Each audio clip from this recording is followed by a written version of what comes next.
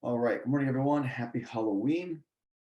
Get right into broad market outlook, go over some top ideas, and then my twin version of myself, Heaven, will hopefully have some ideas that I want to go over.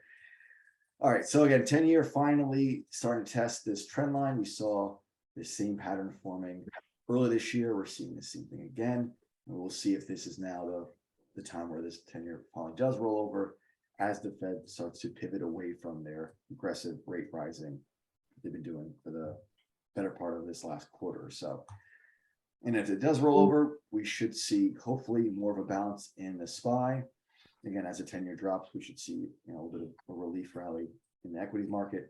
Again, the last week or so has been pretty solid from a swing trading standpoint. It was great to see a lot of P&L last week from members putting up some crazy numbers. But we also don't want to blindly chase names now, given this run up that we've had off the lows. There's still some upside where we can kind of still we see this kind of broader breakdown stage that we're in. We can still see that maybe there is a balance into 420 or 430, and it'll leave us in a very wide range where now we're kind of in the middle of this what could be the current range. We don't want to be blindly chasing names that are up 4 or 5 days, as there has been plenty of stocks that ran tremendously last week that we don't want to just blindly chase. Big thing is obviously energy running back to this major retest that's the 2-week high, which seems like it's kind of a chip shot at this point. So if we do have any energy stocks, it seems wise is just hold them until that retest or keep a pretty tight trailing stop with them. And again, a lot of all the other sectors, they all kind of did the same thing last week. They all broke out of their own respective bases, and they're all heading higher to their next kind of pivot high or next major resistance area. So it's kind of a same theme with all these major sectors. Again, the Dow 30, like the S&P, in this breakdown stage, we see the Dow 30 kind of ahead of the SPY, where it's getting closer to its upper area of resistance where you want to be taking profits, where as of Friday, it looked perfect. But as we know this whole year, the pretty stocks or the pretty sectors have been the ones to take profits in, and when they look ugly is the time to buy them. And pretty much all the sectors look very pretty right now. And that, with that kind of simple analogy that we've been trying to stick with. Still some sectors setting up, like the consumer discretionaries, still haven't broken out of the space. Kind of, they're lagging behind most. Again, we see healthcare in the upper end of its range. A lot of us were in the Humana trade last week that's still working nicely. So there are some sectors that are setting up, but most are somewhat extended if you're not already positioned for them. And that's kind of the main outlook for a lot of these major sectors. Just try not to chase. These were like the technical spots to buy through the base. This consumer staples gives a good example of this. This was the area to buy up through the technical entry.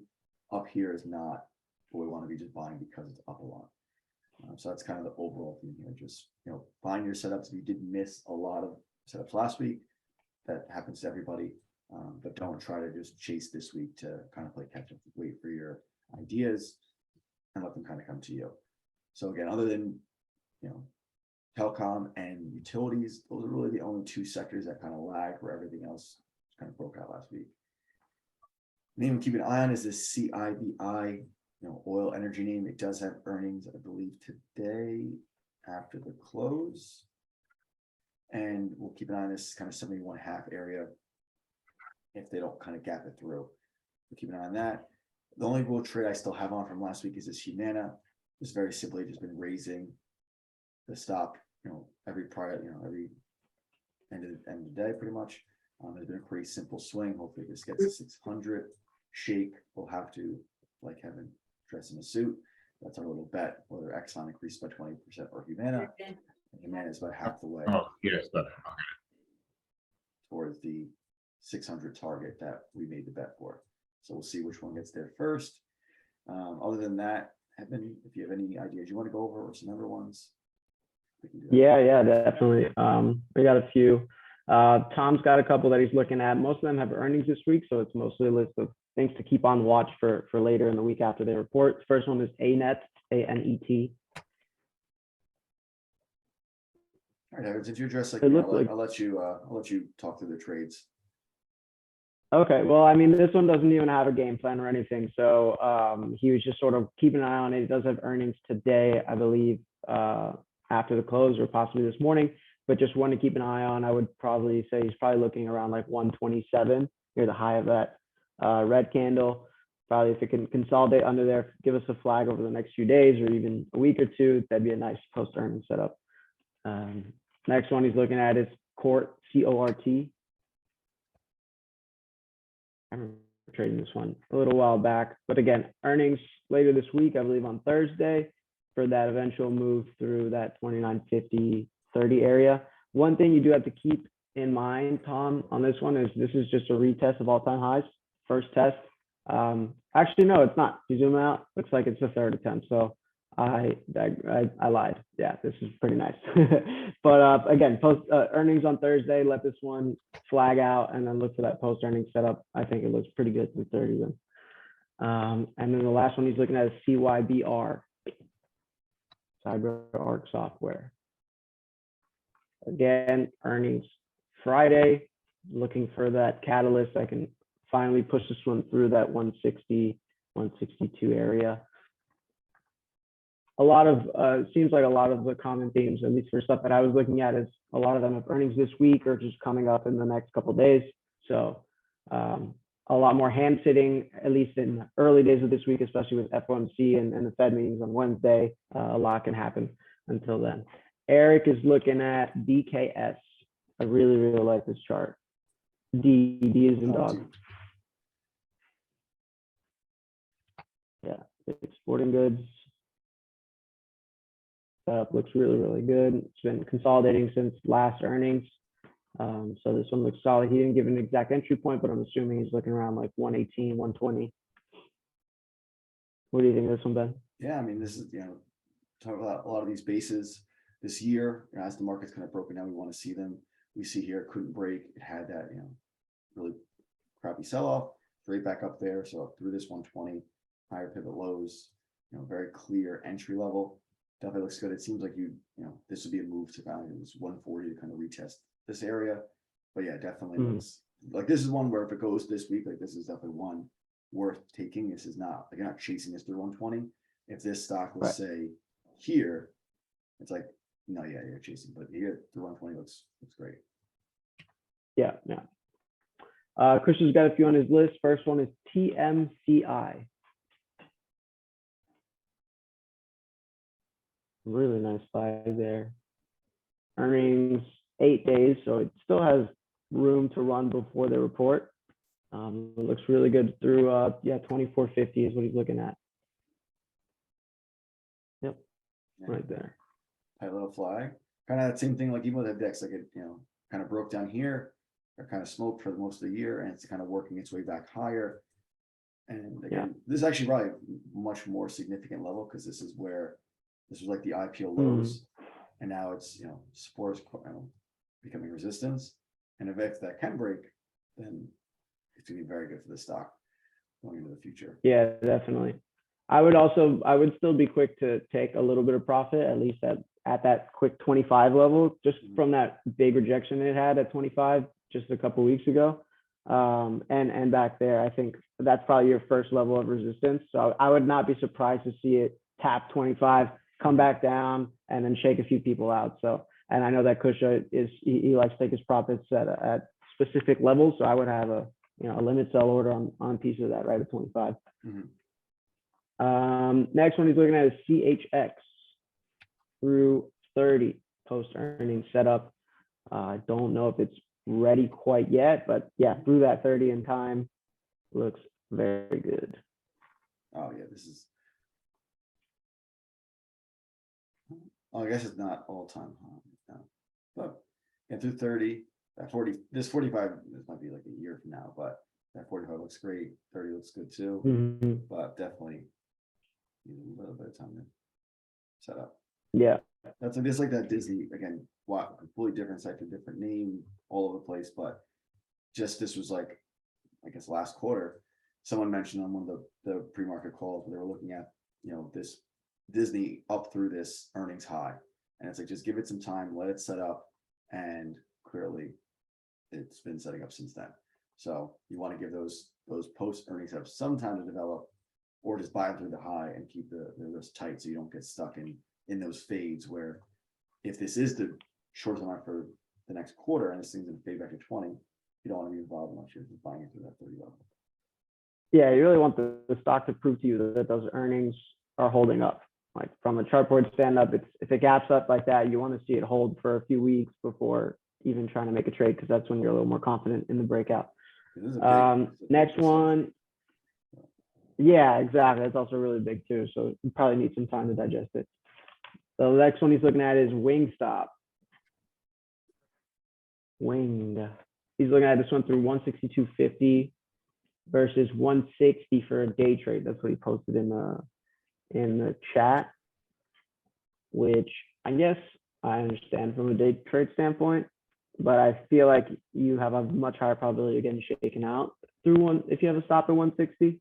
Whereas you could just wait this one out a couple more days, see if this flag holds up, buy it through 165, stop under 153, I think is the low of that Friday, and take it from there.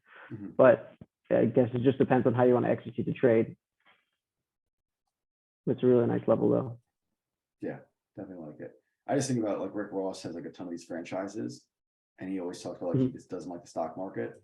And it's like, damn, if you promote this company so much, if you just had some, I mean, maybe he does, but it's just like, it's that point. Anyways, next, Yeah, he'd rather just buy another Wingstop than buy Yeah. shares.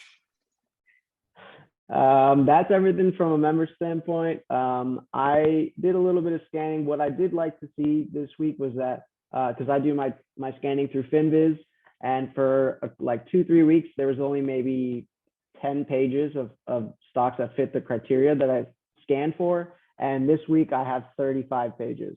So that's just kind of telling me, you know, more stocks are sitting above their moving averages and all that kind of stuff. So that's always a good thing to see. One of the ones that I'm looking at is ALB,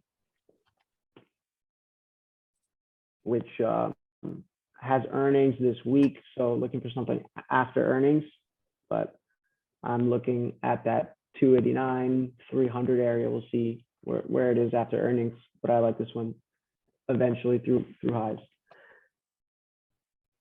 And then the other one I'm looking at is AXNX, which honestly I've never even heard of before. Yep, AXNX has earnings today, but you know, flagging top right. It's already had 2 attempts at 80. So I'm looking for that, you know, the break of that descending, that little wedge pattern that it's forming. I would look to enter when it breaks that, and then eventually try to have some for that move through 80 in time. We saw that, I think it was Deere. No, I'll maybe Dollar General. Here we go. Yes, yeah, so this Dollar General was like very similar, like you were talking about that you know, little wedge break. Like this was the entry right into that retest, and now it's like, yep, this 260 buy is like really difficult. Where that was like the spot where just like with yours, this is like a great spot where you can be positioned for that 80, and you don't have to be buying 80. You can already be in, maybe add a little bit, but it's much easier to be. Yeah, I might. Yeah. Through here than missing this and then, you know, trying to get involved up here. And that's kind of like the thing, like you don't want to be, if you miss this like last week with a lot of these names, you don't want to be buying this. You need to be finding like, yeah, I'm trying. I would even look to be short in that one because it'll probably reject that area first. But yeah, I mean, and Shake mentioned it last week as well. Those low cheat areas have been working really well. Low cheat into the obvious resistance breakout area, selling some there, hoping, you know, we don't like to say hope, but hoping that it breaks above and you're in the trade. And then if not, you know, you already made a nice profit. You kind of made your risk reward already. And then you can get out at the point where it looks beautiful and retail is just trying to get in. Definitely agree.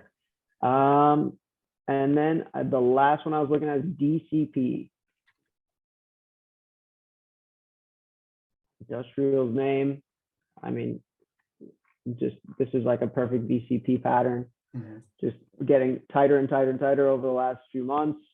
Multiple attempts at all-time highs.